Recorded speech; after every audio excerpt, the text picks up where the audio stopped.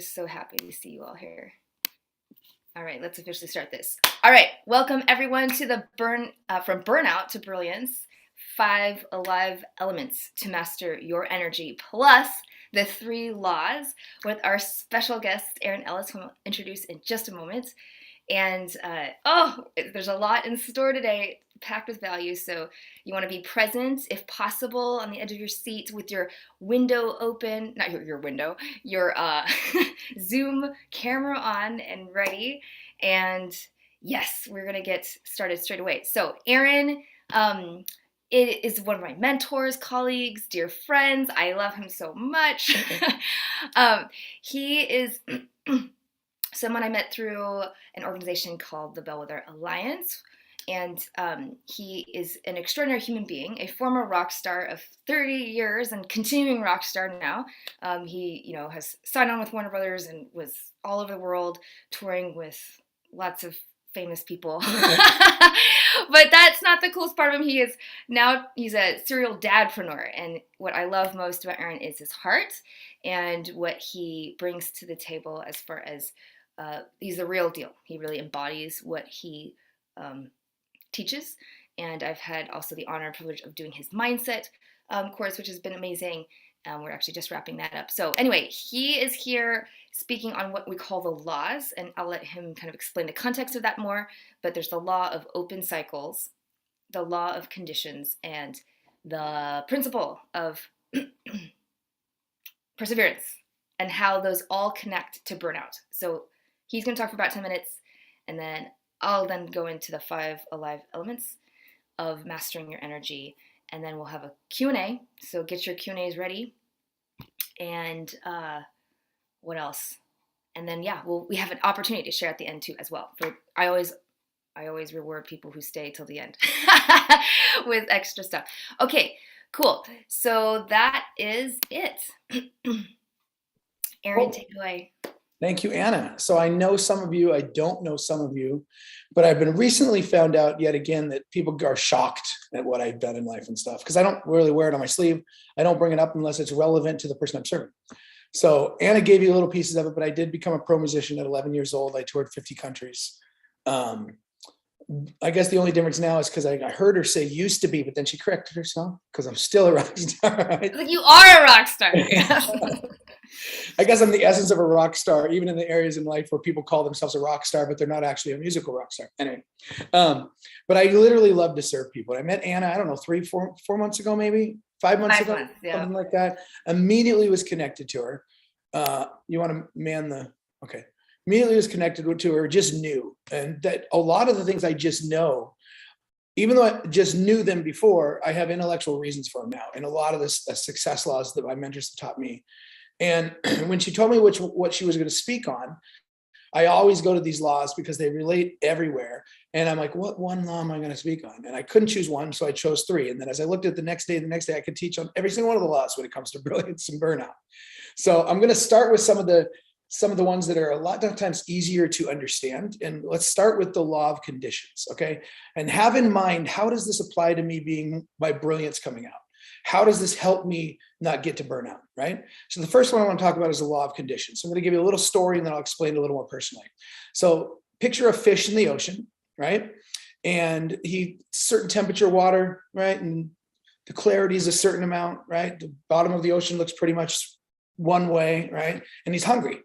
So he sees his favorite fish and he goes swimming towards his favorite fish. Right before he gets there, a bigger fish smacks him out of the way and basically eats the fish, right?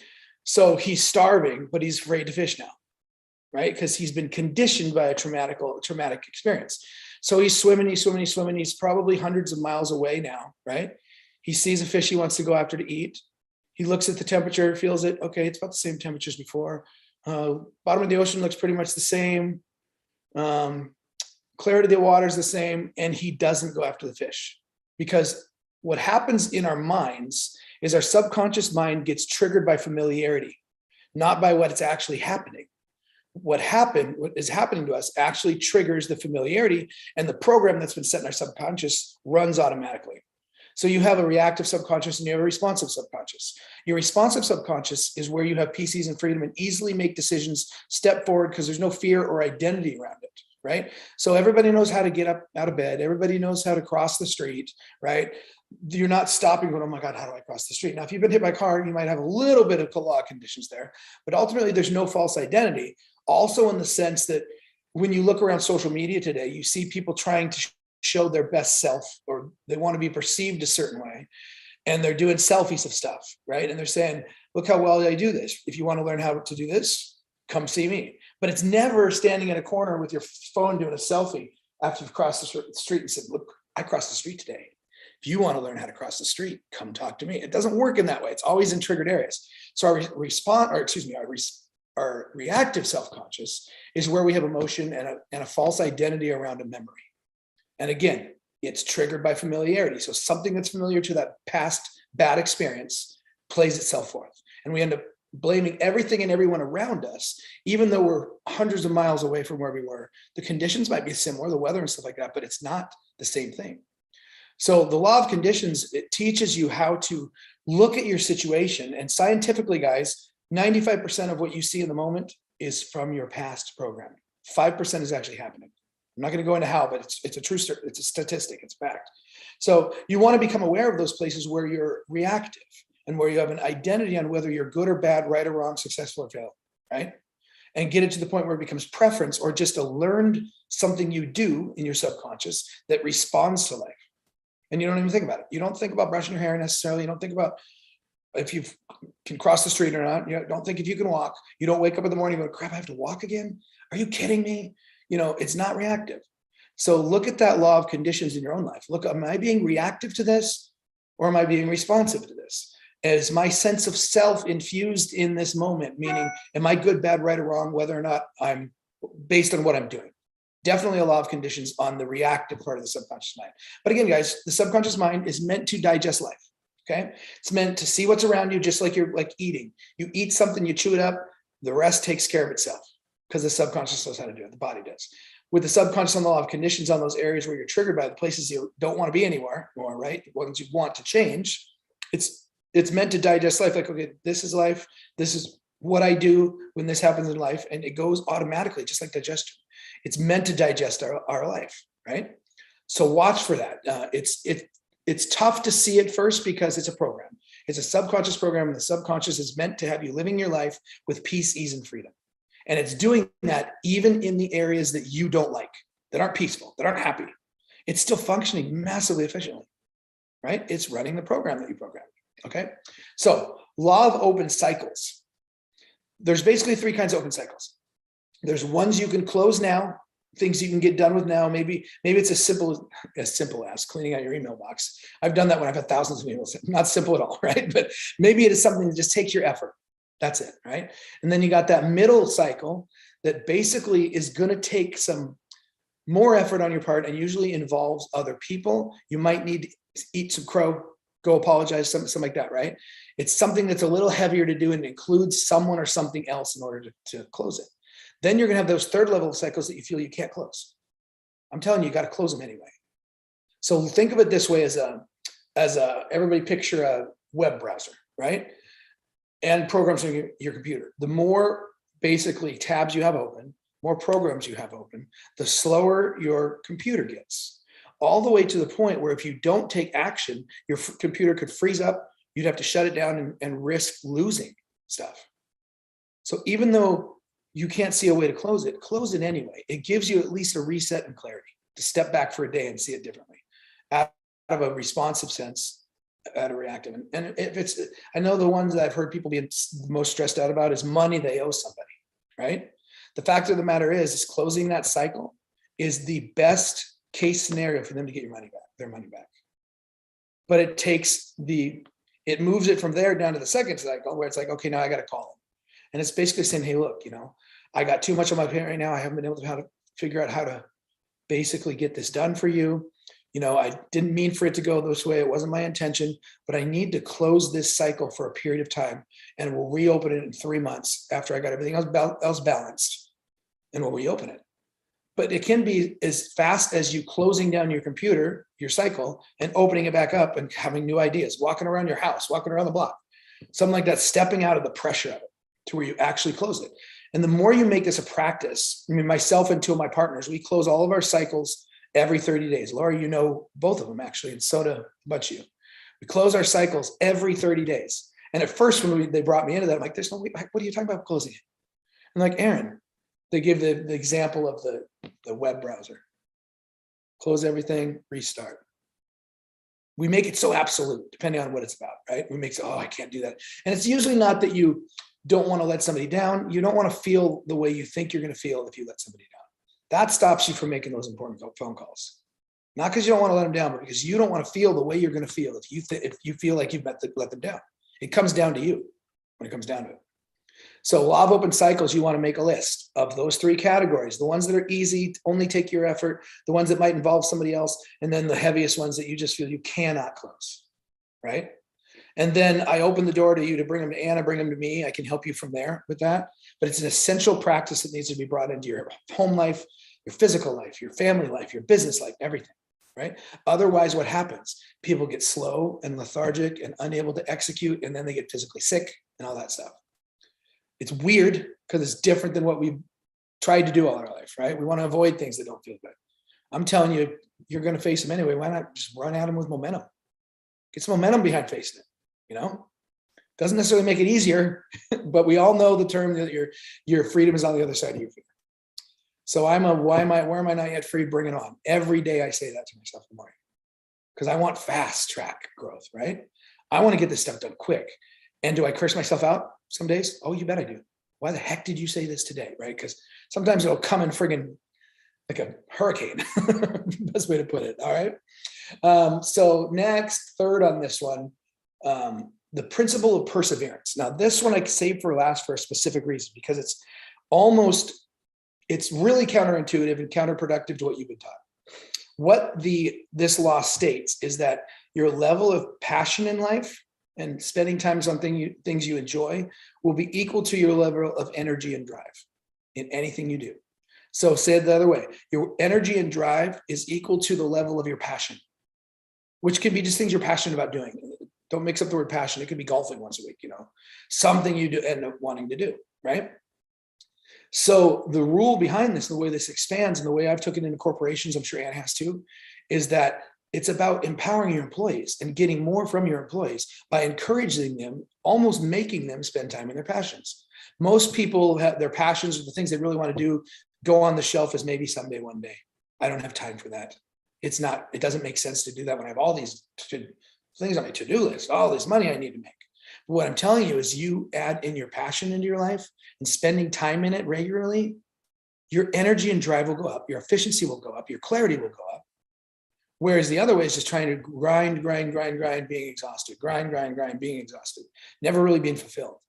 And it's an essential law for success is not only for yourself, and definitely for yourself when you're encouraging your team or friends, family, employees. I would go into in the gym business when I owned some gyms and I consulted in the gym business too. I would go into those spaces and I would do these basically seminars or talks or whatever you want to call them. I didn't have a label for them. I just go in and consult. The way I would assess their employees was their level of passion. And I learned this from many years ago from one of my mentors. I'd go in there and I'd say, what do you want? What do you mean what do I want? What do you want? And they're like, you could hear in their mind, to keep my job? Am I losing my job? I'm like, they'd say to keep your job, keep my job. Now that's not a want. That's how you believe is a have to and need. What do you want? Well, I want to be a good husband. That's for your wife. What do you want? I'm like, well, I want to be a good father for my kids. That's for your kids. What do you want? And most people would break down. They didn't know. They couldn't remember. They couldn't remember what they were passionate about when they were younger. And if I get a twitch out of somebody's eye on something like, well, do you like to golf? Yeah, but I don't have time. But I like to golf. You see that little light pop up? It was a good signpost to present to them daily by their boss. So the person I learned this from, he would literally make all of his employees tell them what he's passionate about, what they want to do, what they want to manifest, what they want to do. I want to take photos again. I love doing it.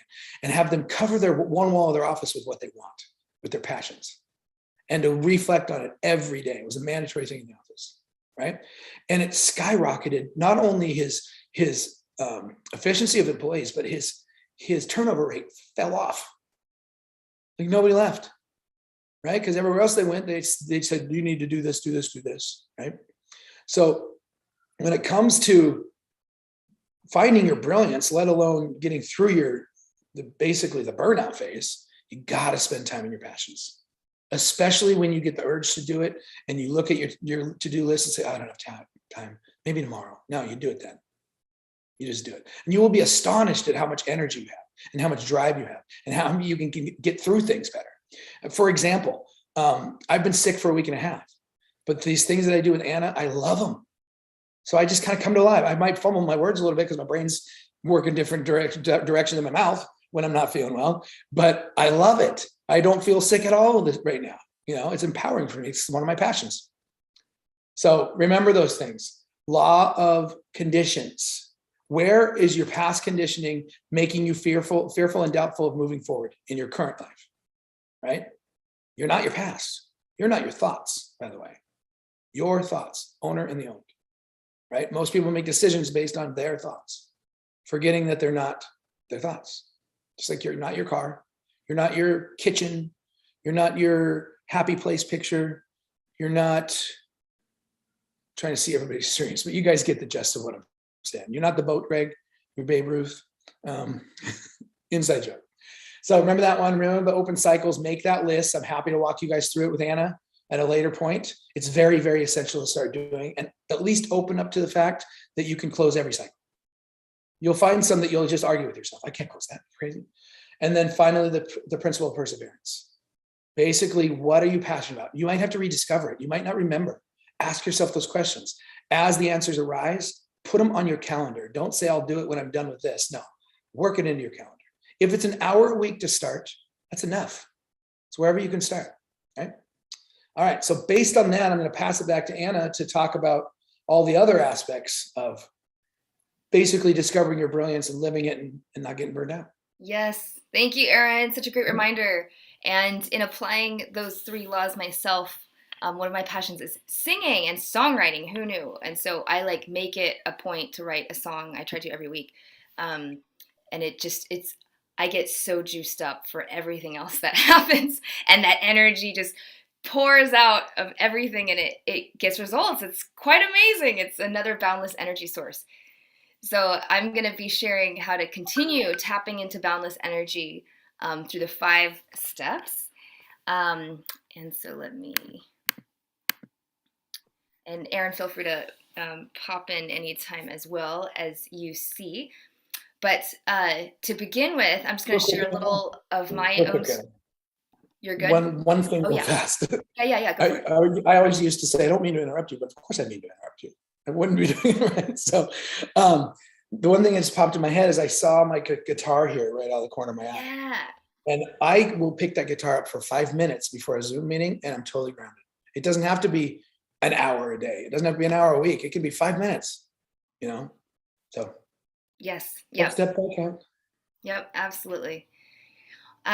So just a little bit, I'm going to be sharing my energy mastery story. And as I do so, think about your own story of where you've been burned out and where you've been brilliant.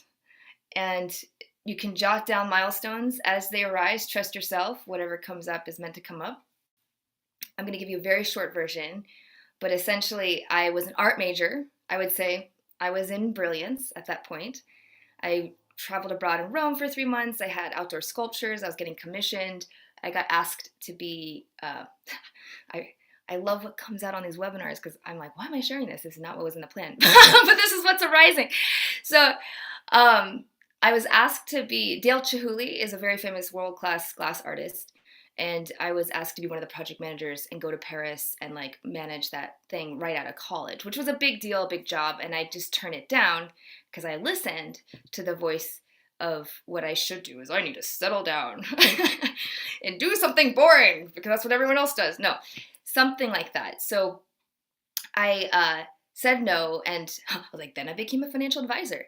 And at the time it fit because I just liked the people I was with. The leadership looked good. It was a good training opportunity. Within 2 years, I was doing very well financially. I was also working 80 hours a week. And it was a very, if you survived a year, it was good on you. It was like a 99% turnover rate. And then after you made it, then you were expected to build your own book of business as well as recruit other people. So it was wild times. And one day I collapsed, like in my office, because I was physically exhausted. And I was in my early 20s, mid 20s. And I said, this is not sustainable. So fast forward, I stayed in the industry a little bit longer, helping other firms. Then I quit. I sold that business and became a stay-at-home mom. That's another kind of burnout. So after 2 years, I was like, no, thank you.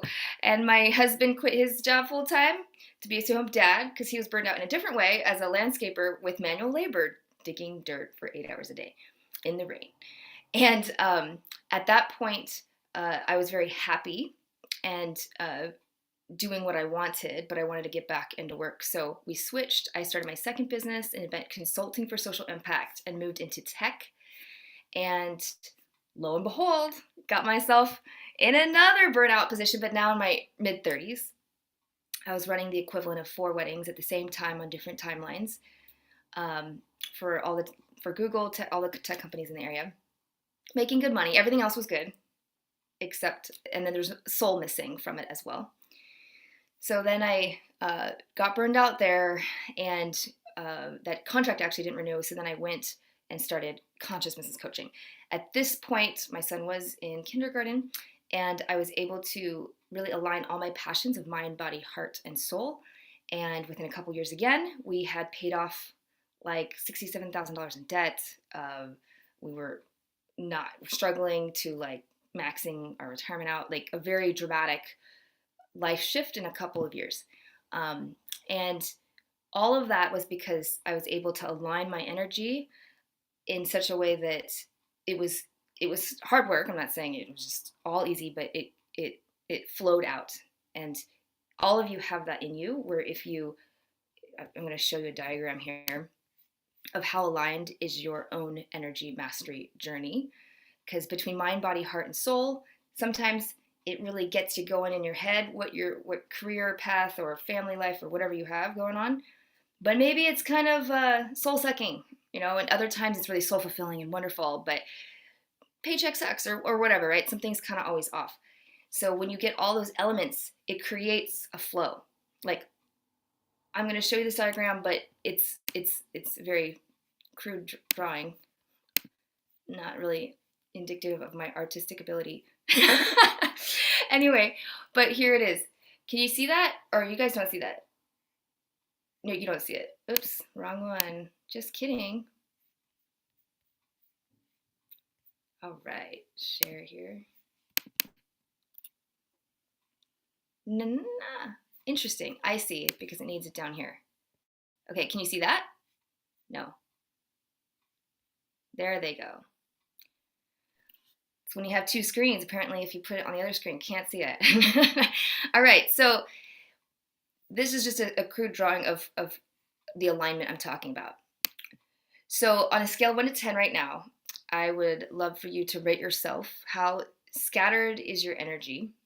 So 10 versus aligned, right? So 10 is I'm completely scattered, or excuse me, 1 is totally scattered.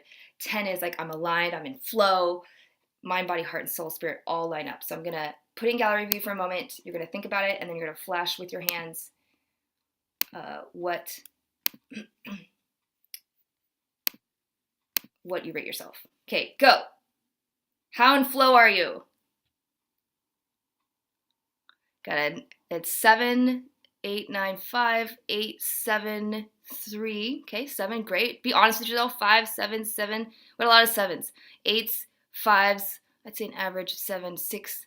Okay, cool. So this group's energy is around 5 to 7, I would say. This is not scientific. Intuitively. So where do you want to be? And I know that seems trite because not everybody wants to be a 10. It's always surprising when I ask this question. So where do you want to be? Go ahead and put your hands up. How much energy, alignment, and flow do you want to be in? 7. Okay, good. 9, 8, 9, 8, 10, 10, 10, 10, 10, 10, 10, 8, 9, 10, 10, 10, 10. Okay, we've got a lot of aspiring 10s. Okay, good. I'm so curious always what the 7s are. But that's cool too, because some people are like, look, I can't jump from 5 to 10 or 3 to 10. That's too much. I need to like jump to a mid level first. I hear you. That's cool. So I'm going to flip back here.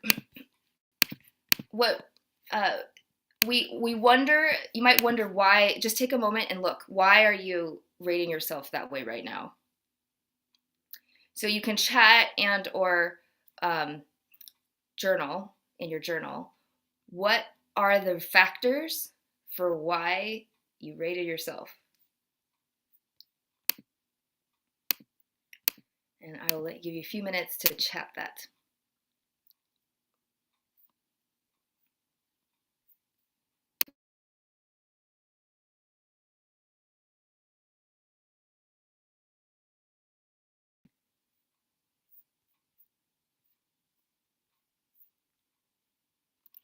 Lamar, welcome Lamar. I didn't formally welcome you. Hello. I'm retired and looking to for ways to serve others. Great. Lisa, I have staffing issues with my business. Yes, my man assistant gave notice on Monday. I feel you. Time to get the team out there.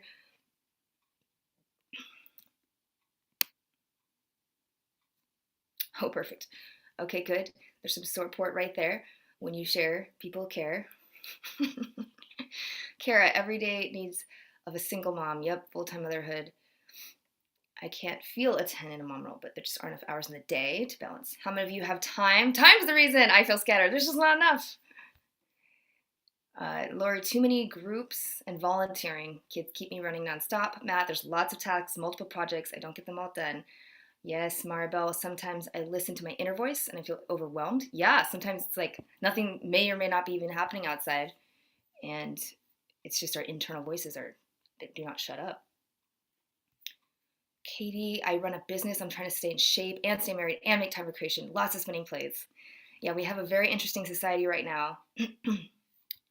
Tony, because I'm using my entire time, I feel like I have time off to try to rest. Oh, it's going too fast. Oh no, they're all going to come at once. Okay, Aaron, I remember the... Okay, I can't read. So Christine, I'm lower because I'm tired. Lots more staying in progress. Susan, I continue to move forward. I'm identifying what my projects are still scattered. I'm hearing a lot of like I have too many commitments as a theme here. Sold 2 rabbits at the same time and taking care of my mom. Yes, so multiple priorities, multiple responsibilities. If you didn't know, priority is not plural. Look that one up. It's very interesting. It's actually impossible to have multiple competing priorities that phrase makes no sense. Kelly, I have been what I feel like at 0.01. So my perception of growth from here to here is over half, but not near the end. I don't know what 10 looks like. Yes, I hear you. Kelly. Heather, my projects are very scattered, trying to find balance. With assuring I stop and take time for my passions. Okay, well, we get a definite flavor here, yeah? There's a range, right? Not everybody's in the same place. So I'm going to just share a brief things that you may not have looked at, because I noticed Sharon said specific focus on individuals as clients and courses I teach, which is more balanced than overwhelm. Yeah, if balance is actually true, right? I have a whole tangent on that, but what I would like you to consider is all of these are in your life, right? They're life circumstances. And there's also outer global trends happening.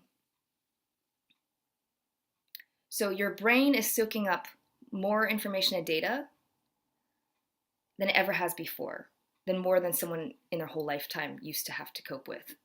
And that there's a statistic that's now old, from 5 years ago, I used to say, that 90% of all the entire world's data has been generated in the last 2 years alone. But this was like back in 2016. So it's probably like 99.999% of all the social media, everything, all the content online has come in the last, very short time period. So if you actually grok that, that's just the reality that is here now, as well as decision overwhelm, right? When you walk into a store, how every company has now hacked your psychology and they know what color to put that notification at what length and what emoticon. There's AI now. I was learning from a conference that I believe it's Facebook, but they put a little sensor here, and then as you're scrolling, it can detect the heat changes and take several micro pictures of the sensory to understand what emotions you're making, and from there verify that against what emojis you're putting on. I mean, it is a crazy human surveillance society than ever before. And then they buy all the data from other companies, all your purchases and everything like that, which is all legal, to create a little mini avatar of you, even if you don't exist on a platform. So it's very sophisticated, which we won't go into here, but you're competing with that as well. And it's no wonder that we might feel like this.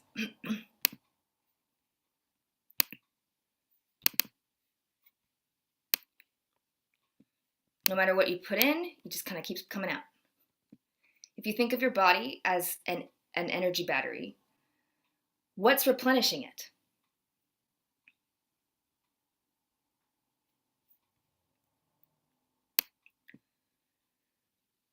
So often we might want to go do something, and I'm actually going to take that out. We might plan to do something that gives us this feeling that you see in this picture of peace. I'm going to go to a spa, I'm going to get a massage, I'm going to go on vacation, I'm going to go talk to someone, I'm going to go sleep more. But you're still going outside yourself to be able to feel and replenish your own energy.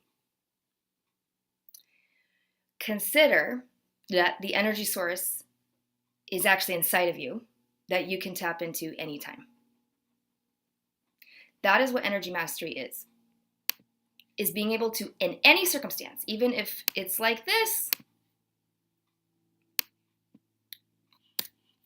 a crazy tsunami, well, this looks kind of more in flow, but it's a crazy tsunami, right, that you're able to then surf because you can tap into a boundless energy source within. And this is also it's a scientific thing, like you have electromagnetic field that comes from your heart that gets amplified or it gets shifted depending on what else is happening. And so it's purely, we're just about like energy particles. Like you can actually tap into energy that's around you all the time within and be able to project that out. I'm a martial artist, and one of the tenets that my grandmaster does is when they break 10 concrete blocks, you're transferring the energy from within out into the concrete blocks. And all of you have that power. It's not like you have to go be a martial artist, but that is what I want you to look at. So these really are the 5 elements really to reclaim your energy. And I'm going to go through each one. And as I do, this is the drawing part. We're going to take your notebook and draw with me. So there's allowing more yin to your yang, listening within, inspiring soul first, valuing your fears, and energizing your daily flow. These 5 elements are frameworks and containers to help remind you of how you can tap into your energy, boundless energy within. So anytime when you're stressed out, you can use this like a checklist and be like, which one of these am I doing or not doing? Okay, I need to go do this. I need to allow more yin to my yang. I have had absolutely 0 time to reflect and digest and do nothing after go back-to-back Zoom meetings, and I'm exhausted. I'll go through each one. Make a circle, put like a little star man. That's how you make 5 equal parts. 5 points. 5 pies, pieces. And if you don't have a paper notebook, that's okay. You can just follow along as we go, but try to grab one if you can. And then you're going to put 0 through 5. 0 is at the center, the hub of the wheel. 5 is at the outer edge. And then you're going to put ALIVE at the end of the spoke. The pie became a wheel now. So we're going to go through each one. At the end of each one, just rate yourself where you are. So does everybody have that? Let me just stop for a moment. Get rid. Just go like thumbs up or like this if you have your circle ready. Before we move forward, yes, yes, yes, yes, yes. Okay, most of you. I'll go for that. So what you want to do is the first letter. Okay, allowing more yin to your yang. So we live in a very yang culture. So yang energy is, active, action, taking meetings, taking on projects, everything that you listed in the chat as to where are you in your energy mastery journey now, or how scattered is your energy or versus aligned, had to do with yang energy. And American culture in the West in specific is really into this, although it's in all countries, less so in other places that might have built-in siestas or have mandatory 6 weeks off per year. The US is like one of the worst countries with vacations. This is about literally structuring time in where otherwise there wouldn't be. So on an annual level, this looks like, I recommend 6 weeks off a year at a minimum, planned. I have done up to 9 or 10 weeks. That was a little much. It was a little hard to keep the flow going when I got back. But if you can't swing 6 because you only have 2 or 4 at your job, fine. But you have got to get that in first. I like to plan in my retreats and my super spiritual charged, like recharge moments in first before family, because oftentimes family trips, as many of you may be able to relate, are not necessarily energy replenishing. They could be more stress inducing. So you want to, when I say vacation, like real vacations, maybe vacation's the wrong word. It's yin time. It's time that you aren't responsible. There's no deadlines. There's no pressure to do any or get anything done. It's like completely unplugging. No screen time kind of things. So I like to go the extreme and go to my silent meditation retreats that are 10 days and you turn your phone in and you literally can't look at anybody and you just meditate all day. But you don't have to do that. You can just do anywhere that's fun, that's going to have you actually unplug from responsibilities. And then from a quarterly standpoint, I was recommending 6 weeks off a year. And that's just from my own personal preference. Everybody will have their own flow. I just literally tested it every year with different number of weeks to figure out my flow. So hopefully, Lori, that answers your question. And then from a quarterly standpoint, there's a rhythm to the seasons. We don't want to ignore nature, even though we have come up with, you'll notice you're kind of more in rhythm when you're camping. If you camp and you're outdoors, you're with the flow of rhythm of the light and the dark. But when we invented the light bulb, it's on. It's yang energy all the time. The natural turn off the light, dark, yin energy doesn't naturally happen unless you're camping outside, and you naturally will take that time down. So you have to artificially create that. So the rhythm of the seasons is a nice quarterly way to take that yin time off. And I recommend, again, anywhere from even half a day at the minimum to, I like doing 3-day retreats or 2 or 3 day retreats every quarter on a quarterly basis for the seasons.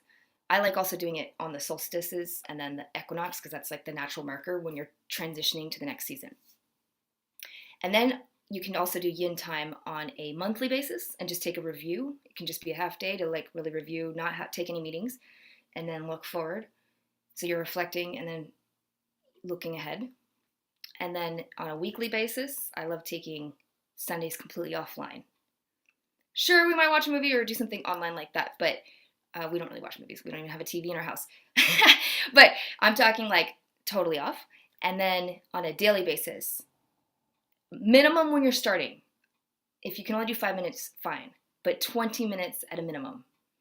I have to do like 2 hours a day, maybe 3, given all that I'm up to, but that's the level of yin time you want. So this is very like structural, but you need to create the containers of yin space in your life.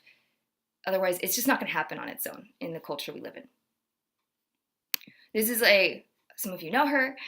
This is Stephanie. She is an example of someone that had tax season times as an insurance of a small company and a few employees, and they just, it'd be Get up early, get your cup of coffee, work 15-hour days, come home, drink your wine, watch some Netflix, go to bed. And that rat race would be like that for a whole quarter, and there wasn't any way out. But when we started working together, we set aside first her yin time, her vacations. We figured out a custom schedule for her week of sleeping in certain days, working late others, not the 9 to 5 grind. And she walks down the foyer, and a person walks up and is like, "Are you in business still?" She's like, "Yeah." And it's a competitor, right? And she's like, "But how is that possible? How can you be posting flyers about your chorus? Like, how can you even be singing at this time, right?" And she's like, "Oh, my coach." So Stephanie was able to start a walking club, go thrift shopping, do fun things during the busiest quarter, and it did not impact the performance whatsoever. So like Erin was talking about earlier, with the principle of perseverance and having your passions, she put her passions first. That's part of yin as well. When you put yin time, you'll just be happier. You can do a lot more. You're replenishing that body battery, so to speak, naturally. So rate yourself. A 5 at the top of the wheel is where, yes, you are prioritizing time off every year. You plan for it. It's intentional. It's not just when I have time, which never happens. It's like, I'll just pay myself when there's money. It doesn't happen. You have to pay yourself first. You have to pay yourself time first, too. Same exact principle. A 0 is like, I don't know what you're talking about. I don't plan for downtime. I just try to squeeze it in. All right, so truth time. Please chat. That would be great. Chat what you rated yourself. Be loud and proud. 5, again, is, yeah, I'm super intentional. I'm awesome. And 1 is like, what are you talking about, Anna? Okay, so we got 1, 5, 2, 5, 4, 4, 4, 3.53. We are all over the board here. That's cool. Everyone's going to be very unique. All right, I'm going to wrap up here. We're going to move a little faster. That first one was longer. 2.5. 0 to 1. You guys are funny. The other people always have to do the 0.5s. Okay. It like went all the way down. All right. Next, we have listening within. And essentially, there's 3 inner advisors that you have. I want to see if I want to go into this right now. This is based on the book Yes, Yes, Hell No by Brian Whitaker, who's a PhD and a multi-million-dollar business guy. He was like wondering, why is it that some things that I know are really good for me, I don't move forward with? So if you consider you have 3 inner advisors, your intuition or your gut, your logic, and then your raw survival fear, just check for yourself right now, put in the chat, what's a decision that you have to make? That could be small or big, that matters to you. Maybe it's draining your energy. Look at your energy drains. So go ahead and chat. What's a decision you have to make that you don't know the answer to? And it could be, oh, should I move? Should I hire this person? Should I take this time off? Should I partner with that person? Should I put my son, whatever, in a different school? Should I start that new workout? Should I really do it? My passion? Anything like that. Yes, great. So Kara, what is my summer contract work schedule? Lisa, who am I going to hire next? Lori, can I become a broker? Susan, should I take round 2 of a contract? Tony, should I get hip restructuring surgery? Oh yes, all the health stuff. Sharon, should I take time off or begin a new course? Erin, should I take an upcoming trip, whether to go or not? Great. Okay, so Catherine, when should I speak to my boss about an expansion opportunity? Great. So we have all these decisions, right? Which we're tasked to do next. Very good. Yes, what to prioritize. So check inside. This is how you use this tool, okay? You just close your eyes. You can put your hand on your heart, because sometimes that's easier. And you just ask the question of whatever decision you need to make. So you have to have a decision. So if you don't have a decision, don't do this. This is going to be pointless. But if you have a decision, everybody please have a decision. Then you tap in and ask logic, or you ask your intuition. When is the best time to speak to my boss about this expansion opportunity? And you just get the instant answer. And ideally, it's a yes or no versus like something complicated. So Catherine, you could reframe it to like, should I speak to my boss about this opportunity today? or in the next week?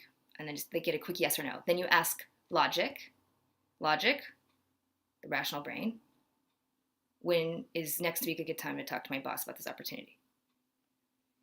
And then you ask fear, is next week a good time to ask my boss about this opportunity? And you just get a yes or no from each one. And then if you get a yes from intuition, yes from logic, but like a heck no from your fear, that's actually still an indicator to move forward. So listening within is about discerning the voices inside. Who are they coming from? And rather than damn one voice over another, oh, that's my ego, or this is my soul, or this is that, or this is my mom, or whatever, just listen who's talking, and then ask each one directly, get all their input like an advisory, and then choose. In general, this is a shortcut. Intuition, if it's a hell yes, right, there's not a lot of question around that. Your logical brain will come up with the reasons, and your fear will come along and ride. If your logic's a yes, but your intuition's no, it's rarely a go ahead. And if you're a yes, but then getting a hell no from fear and survival, that is the best kind of yes, because that means you're about to break through a huge ceiling that you otherwise would not have crossed. Okay, I hope that made sense. I would love to hear chat or go ahead and rate yourself. Do you trust and follow your own inner wisdom consistently? Are you able to say yes or no to new opportunities? So 5 is like you have very good discernment of following your intuition, following your hell yeses, so to speak. Not letting fear get in the way, running after your fear. 0 is like, it's just a loud noise in there. Okay, good. We have a very intuitive group. Okay, I said I was going to move faster, and then I kind of spent time there. So now I'm going to move faster. Okay, so inspiring soul first. I'm going to move on. This is where you basically the first thing you do in the morning is something that nurtures the relationship with your soul. It's not what needs to get done. It's not what pops in your head. It's not what you feel like doing. It's what will nurture your soul, whether you feel like it or not. So for me, I do an hour of meditation, sitting in silence. I used to do 103 bows. It's very good for the body. It changes. My routine changes. So ask yourself, what's the first thing you do in the morning? Is it checking your email, checking social media? Is it doing chores? Ask yourself that right now, or put it in the chat. And then the key with this one, the element is to be able to make sure that what you do the first 20 minutes will nurture a deeper relationship with your soul. So maybe that's reading a spiritual text for your faith. Maybe that's praying or meditation. Maybe that's, it can be anything. So making sure you do that first to ground yourself through the day. I did that with Bree. She had all this crap going on, multiple businesses, lots of kids, and was able to, just with a few minor tweaks, have more. She made sure she drank water for her lymph issue, and then she was able to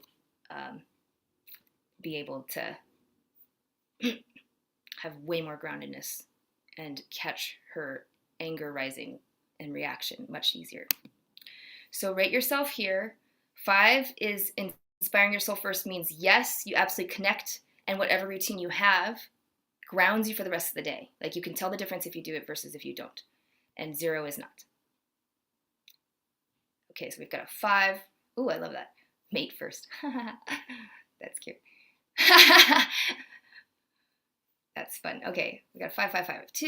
Okay, we got a range there. Next, value your fears.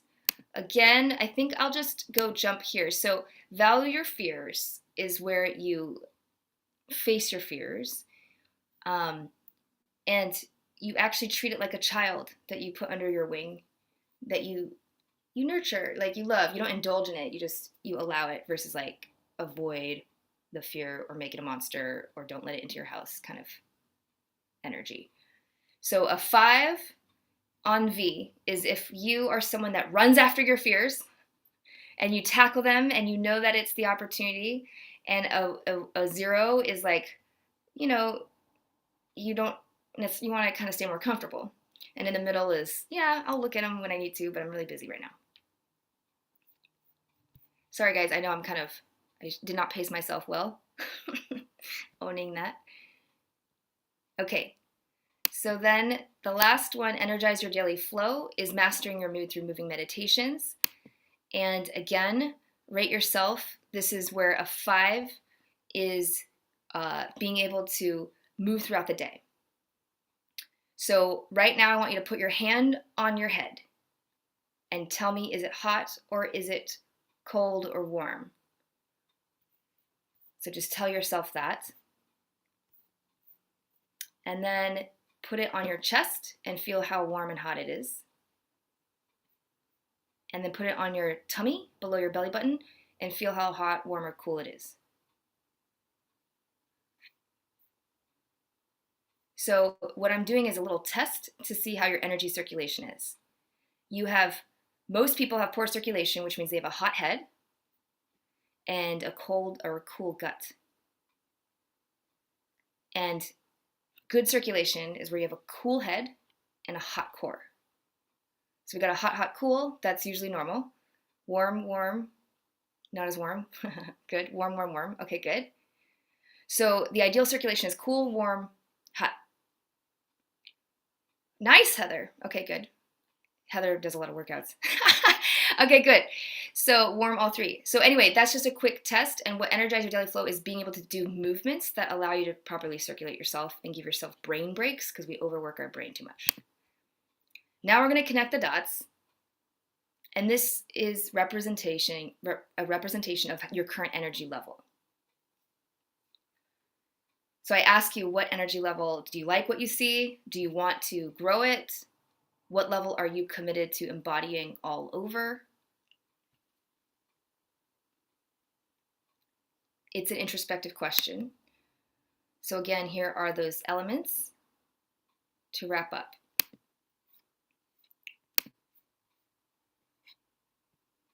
Okay, I went super fast there.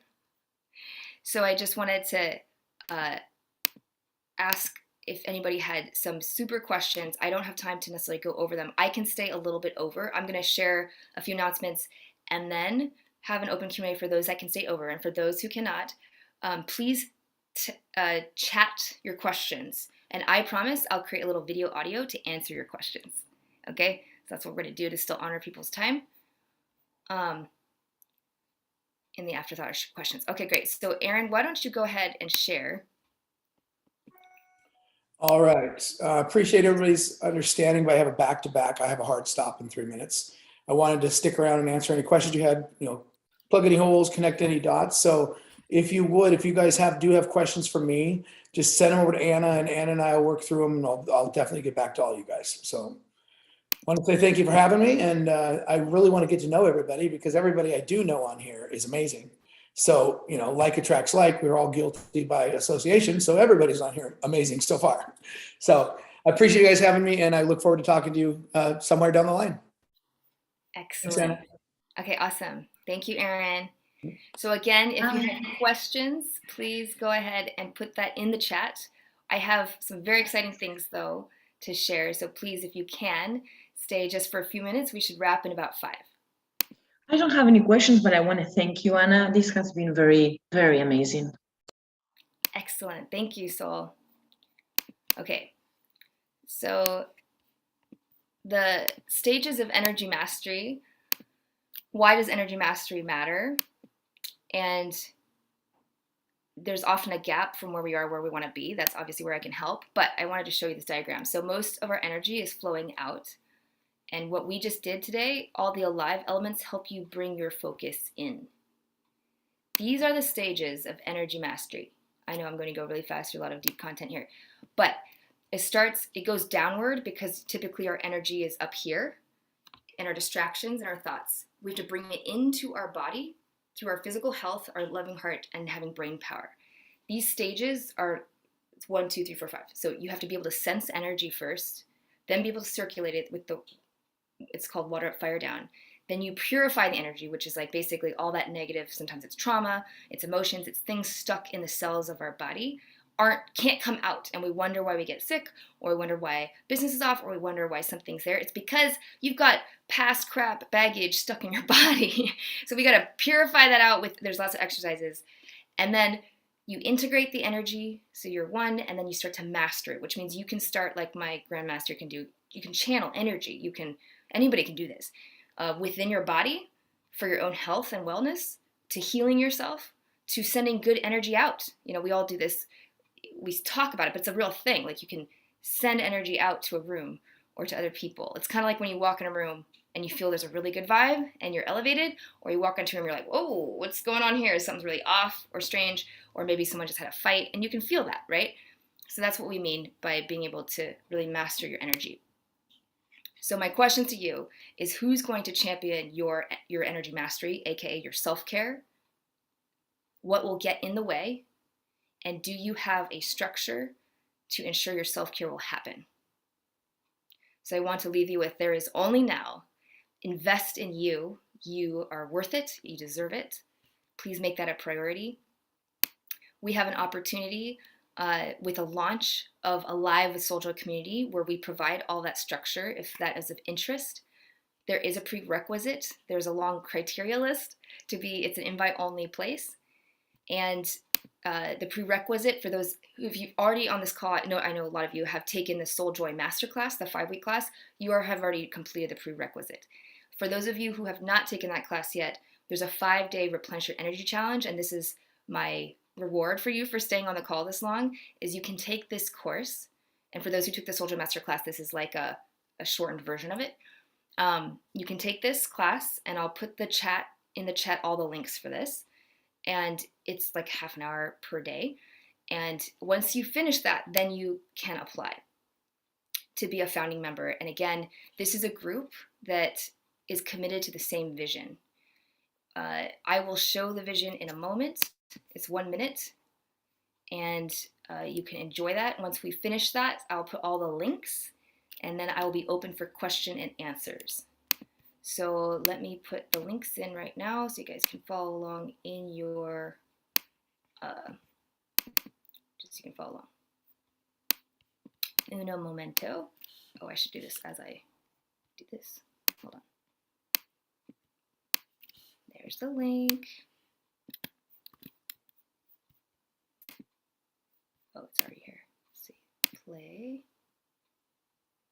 So I'm going to show you a vision movie that is world peace. Hold on. Okay. So here's all the links that I just talked about. Thank you for your patience. So there's the founding member to apply, but you can't apply. Like, first take the Replenish Your Energy Challenge course. This is the vision movie I'm going to share with you now here.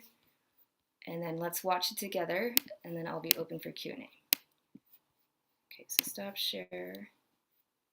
And good, there's still some of you here, but I will be on time. Okay, share. You guys can't see that. There we go. Okay. Here we go. World peace is an alive and living reality. Can you guys hear that? In the moment, each and every human shares their unique soul's Can you guys hear that? Fulfilling their highest potential. A new human race embodies their lights within. Guided by their inner wisdom, pure hearts, and compassion for all life, each human is alive, overflowing with joy. Planet Earth is an abundant, connected, global community consciously co-creating each moment for the good of all. Miracles are common. Healing is instantaneous. Time and space disappear as constructs. Global enlightenment is an alive and living reality. We are here to catalyze the next generation of conscious leaders to cause a tipping point in elevating humanity's consciousness.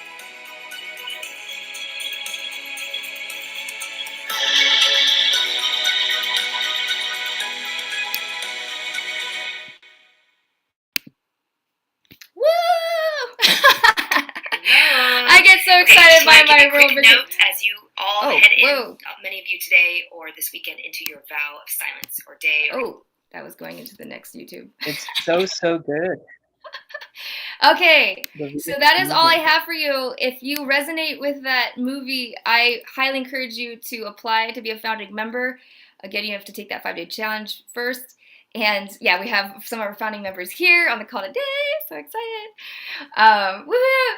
So anyway, that's coming, and we launch at the end of May. So the deadline is May 10th to get your applications in. And yes, that is all. So after you fill out the application, you book a one-on-one interview call time with me and or Aaron, and then we make the invitation, and then you'll get all the details of everything at that time that you can choose to be part of or not. All right, so I will hang on for anyone that wants to do questions and answers. Otherwise, everyone else, so long. Thank you so much for being here. Thank you so much, Anna. I'm so excited to get started with you as well. Yeah. Bye. Bye. Yeah, thank you, everyone. So thrilled about this opportunity. Thank you so much. Yay. Bye.